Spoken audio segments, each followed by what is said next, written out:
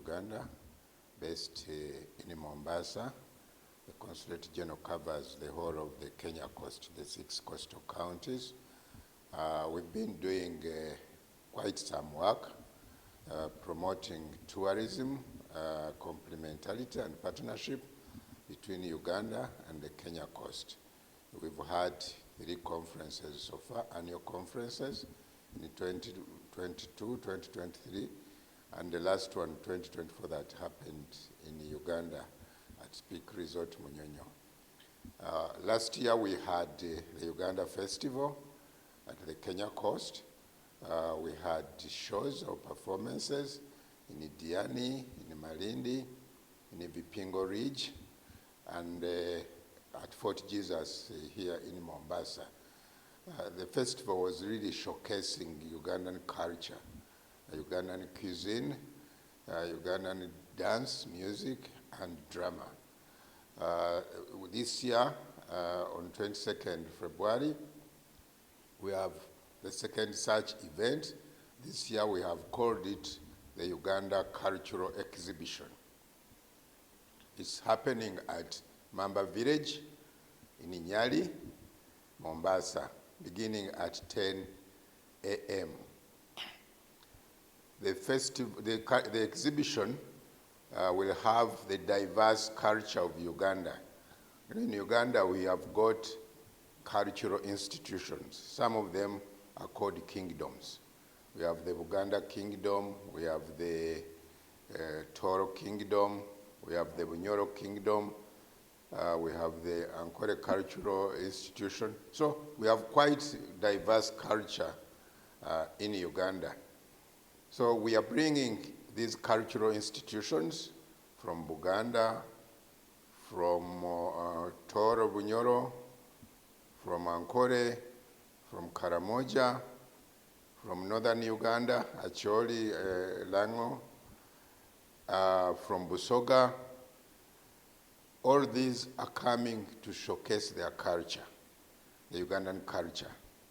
We are also bringing a group, it's called Ewafe Cultural Village. This is also part of the Ugandan culture, but they will be showcasing some aspects, unique aspect of Ugandan culture, especially in central Uganda. We've got what we call Senga. Senga is a Luganda word. One of the tribes of Uganda is called Buganda, Baganda. They have, and several other cultures have what we call Senga. Senga in English is auntie. And these aunties or Sengas prepare young girls for marriage. So we are going to showcase how in Ugandan culture, a younger girl is prepared for marriage.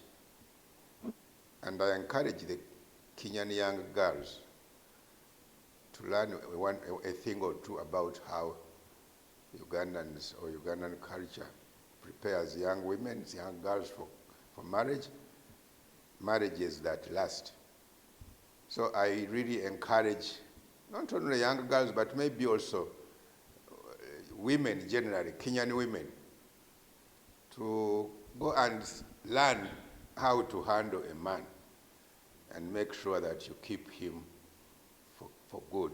Because if they don't do so, Kenyan men might. Otherwise, Kenyan men might, but which is okay if they cross over to Uganda. It will be deepening and whitening the East African community integration agenda.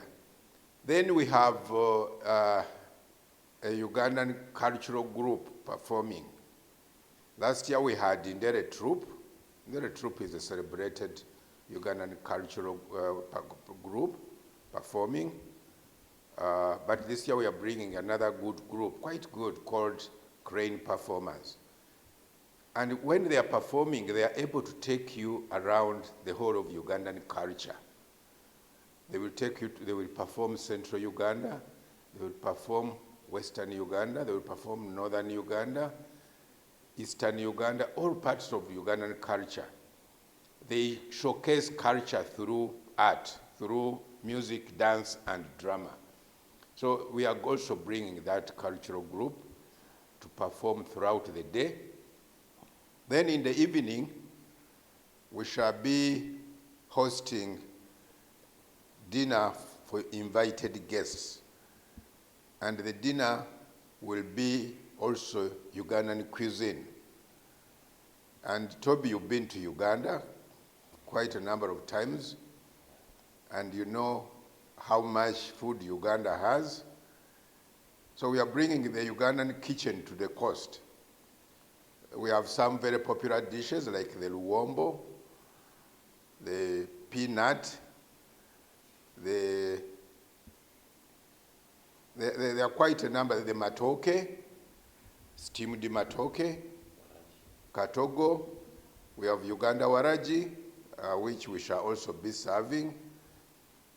But as I said, whereas for the exhibition, we encourage and invite all people at the coast and even beyond.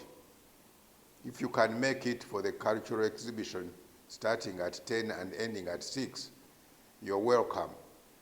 Then, as I said, from 6 up to around 9, we shall be hosting a selected number of invited guests to a Ugandan cuisine dinner.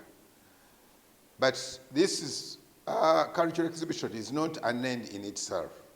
It's part of our larger plan or program that promotes tourism. We've been promoting cultural tourism. One other group which will be among the exhibitors is the Buganda Kingdom. And quite a number of Kenyans in their history learned or studied about the Buganda Kingdom. So we are bringing the Buganda Kingdom to showcase their culture. We have got their parliament, which is called the Bulange, where you have been. We've got the Kasubi tombs, where the Buganda kings are buried. So this is history that has been studied by many Kenyans, and they have learned about the Buganda Kingdom. So we are bringing all this history live in Mombasa. So come and listen to the stories about these cultural institutions firsthand. Then you will be able to relive or to remember the memories of what you studied in history many, many years ago. But as I was saying, this is a larger program we have been carrying out for the last 3-4 years to promote tourism, to promote, first of all, we have been promoting this Uganda-Kenya coast tourism through complementarity, whereby the products are different. Those in Uganda are different from those in Kenya, and the cultures definitely. One thing that is unique to every society or community is culture. There are no two tribes or groups that have the same culture. So we want people to also visit Uganda and experience this diverse culture that we have in Uganda. And indeed, whenever we take Kenyans to Uganda on farm trips, they've been visiting the Bulange, the Kasubi tombs, they've been having the Ugandan cuisine. So we now want to bring it to a wider, because those we take for the farm trip are only a few. But when we bring it here, like the exhibition is open to everybody, so as many people as possible will be able to see the Ugandan culture. For the dinner in the evening, we are hosting about 500 people for a sumptuous dinner. We can't take so many Kenyans to Uganda. But again, this is to interest the Kenyans to go and experience Uganda. This is just to excite them. And later, to interest them to visit Uganda. And this way, we are also promoting regional tourism. That's another big aim that we've been, because for so long we have tended to rely on international tourism. But we saw during COVID that actually we should promote more of regional tourism, so that, because for us to travel to Uganda or Uganda to travel to Kenya, It's much cheaper. You don't need a visa, you don't need a passport, you don't even have to fly, because flying is still way out of reach for many of our people. But you can just get onto a bus, you can drive your car.